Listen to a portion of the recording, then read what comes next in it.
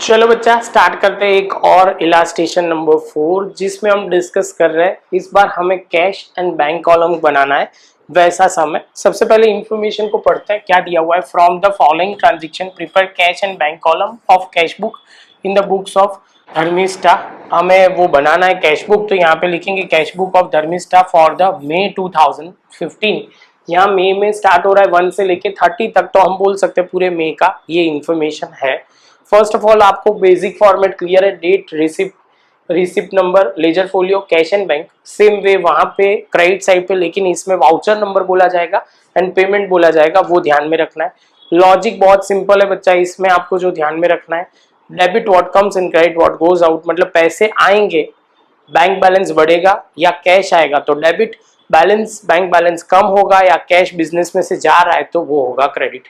ये कंसेप्ट आपको क्लियर हो बच्चा तो कोई प्रॉब्लम नहीं होगी। बस यही कंसेप्ट पे पूरा सम हमें देखना है।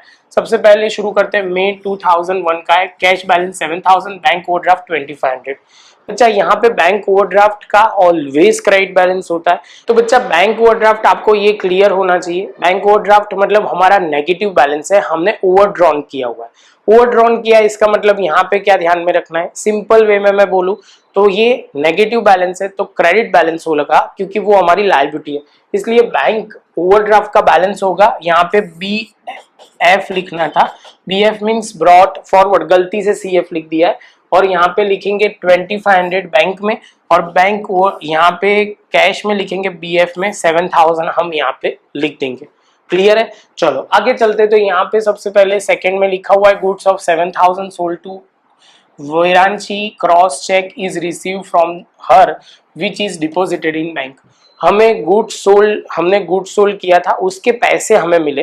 पैसे मिलेंगे तो कैश अकाउंट बच्चा क्या होगा, पहले कैश अकाउंट नहीं, चेक से मिला हुआ है, क्रॉस चेक वर्ड लिखा हुआ है जो बैंक में डिपॉजिट भी करवा दिया, तो हमें पैसे मिलेंगे। तो सिंपल है, हमें वो ध्यान में रखना है। बैंक अकाउंट डेबिट होगा। क्या होगा बच्चा? बैंक अकाउंट डेबिट होगा। तो यहाँ पे हम सबसे पहले लिखेंगे टू सेल्स और यहाँ पे 7000 हम लिख देंगे डेबिट साइड पे। आगे चलते हैं। दूसरा जो पॉइंट है कि fourth point, goods of 2000 sold to Ashok, 10% trade discount, 50% amount receive in cash and for the balance cheque is receive which is deposited in bank.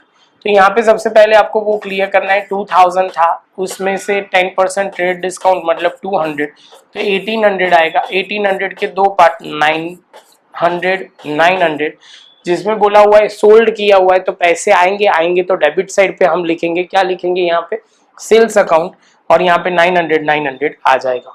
Clear? चलो आगे चलते हैं। तो यहाँ पे अब बोला हुआ है आगे जो इंफॉर्मेशन है वो फिफ्थ है, 2000 डिपॉजिटेड इन बैंक।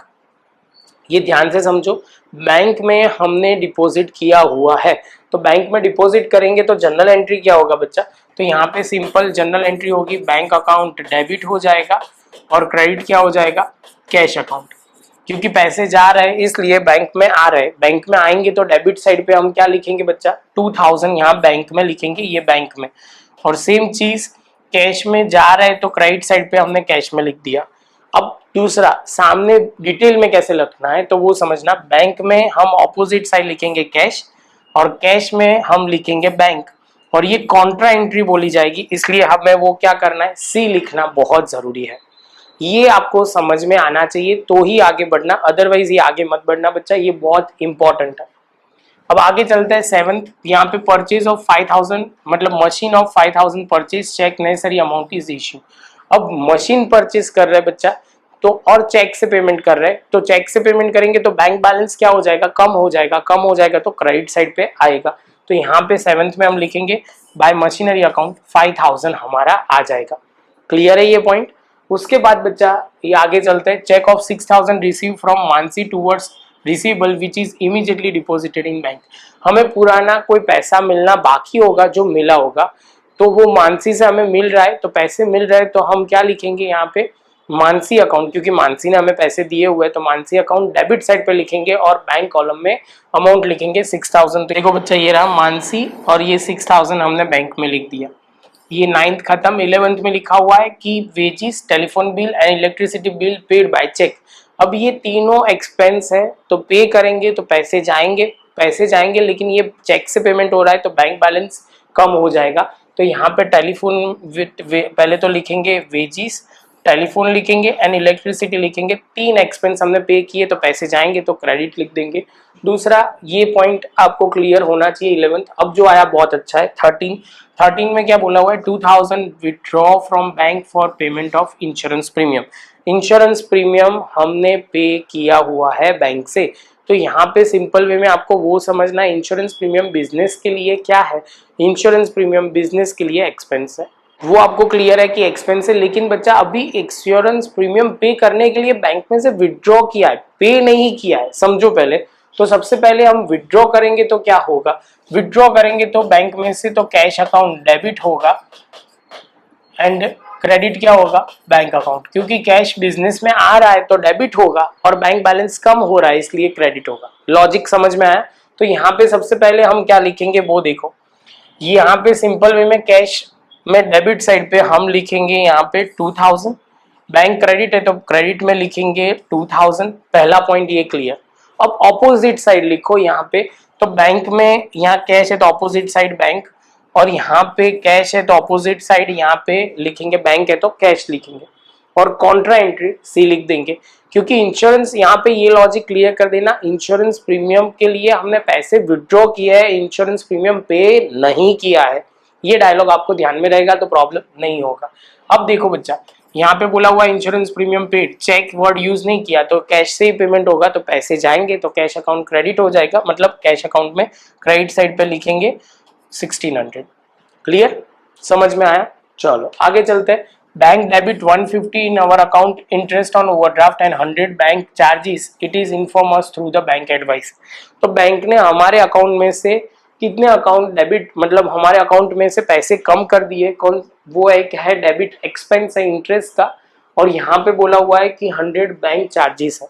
दोनों बिजनेस के लिए एक्सपेंस है। पहले ये बोल दूं खाली कि बैंक चार्जेस जो होता है ना बच्चा, बैंक इंटरेस्ट ओवरड्राफ्ट पे एक्सपेंस होता है और फिक्स डिपॉजिट पे होगा वो इनकम होगा। मतलब बैंक ओवरड्राफ्ट पे जो इंटरेस्ट लगेगा वो हमारी एक्सपेंस है, एक्सपेंस वो ध्यान में रखना है, वो क्लियर हो जाना चाहिए।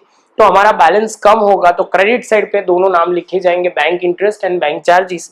तो bank interest and bank charges यहाँ पे लिखा होगा, bank interest bank charges amount 150 and 100। तो ये ध्यान में रखना है। उसके बाद बच्चा 23 है, गुड्स ऑफ 3000 सोल्ड टू धरती, क्रॉस चेक इज रिसीव। तो यहाँ पे गुड्स हमने सेल किए हुए धरती को, तो सेल्स अकाउंट डेबिट होगा, नहीं कि धरती अकाउंट। ध्यान में रखना, ये गलती बहुत होती है। जब भी आप इसकी जनरल एंट्री सोच लो तो आप जब इसका क्या होगा, bank account debit and sales account credit. क्योंकि यहाँ से धरती ने इमीडिएटली सामने क्या दे दिया, तो चेक तो दे ही दिया है, तो यहाँ पे हम लिखेंगे टू सेल्स एंड 3000 हमारा आ जाएगा। तो ये पॉइंट भी हो गया। उसके बाद 24, cheque of 3000 receive from Tejal which is endorse to Sejal. अब समझो तेजल से पैसे आ रहे हैं और सेजल में जा रहे हैं।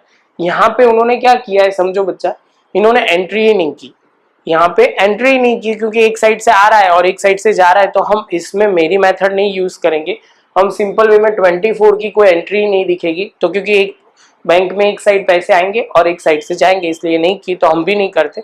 बाकी हम एंट्री करते हैं, इससे क्या आपको क्लैरिटी है, अभी के लेवल पे नहीं करेंगे। 26, bank inform that dishonour cheque issue by Dharti. Dharti ने जो हमें चेक दिया था वो डिसऑनर हो गया। तो पहले डेबिट साइड था, अब उल्टा रिवर्स एंट्री हो जाएगी और यहाँ पे हो जाएगा धरती। देखो ये 3000 का सेल हुआ था 23 पे, धरती ने क्रॉस चेक दिया था, तो धरती और 3000 आ जाएगा। ये पॉइंट ध्यान में रखना है। उसके बाद बोला हुआ है 28, 1500 pay to Vinod for settlement of account 2000 withdraw for personal use from the bank. तो यहाँ पे वो समझो paid to Vinod for settlement of account, तो विनोद को पेड किया और बिजनेस में से 2000 पर्सनल यूज के लिए बैंक में से विड्रॉ किया। तो दो चीज हो रही है, बैंक बैलेंस कम हो रहा है, किसके लिए, ड्रॉइंग एंड विनोद को पे करने के लिए। तो यहाँ पे सिंपल हम क्या लिखेंगे, Vinod account and drawings account, क्योंकि पैसे जा रहे हैं तो Vinod and drawing account credit होगा, जो आपको ध्यान में रखना है। ये रही एंट्री उसके साथ। और उसके बाद बच्चा 29, cheque of 3000 receive from customer of Virendra. तो चेक रिसीव हुआ है, तो चेक रिसीव होंगे तो पैसे मिलेंगे। तो यहाँ पे वीरेंद्र अकाउंट क्या हो जाएगा, डेबिट 3000 हम लिख देंगे। उसके बाद यहाँ पे 3000 receive from Virendra which was endorse to favour to Surendra. तो ये दूसरी एंट्री है, दूसरी जगह है। तो सिंपल हम सुरेंद्र अकाउंट लिखेंगे यहाँ पे और बैंक में अमाउंट लिख देंगे 3000। इसके साथ बच्चा हम टोटल करेंगे, यहाँ पे टोटल करेंगे। बैंक कैश का तो ऑलवेज डेबिट बैलेंस ही होता है, तो डेबिट साइड ज्यादा होगा, यहाँ पे आ जाएगा 4800। इस बार बैंक का बैलेंस यहाँ डेबिट साइड ज्यादा है, वही हमने यहाँ लिखा और बैलेंस कैरिड डाउन आ जाएगा जो ब्रॉट डाउन करके उन्होंने नीचे लिखा हुआ है। बहुत सिंपल बच्चा, बस प्रैक्टिस की जरूरत है, इसमें ज्यादा कोई प्रॉब्लम नहीं होगा। जितनी प्रैक्टिस होगी इतना आपके लिए इजी होगा। मिलते हैं बच्चा नेक्स्ट लेक्चर में नए सम के साथ।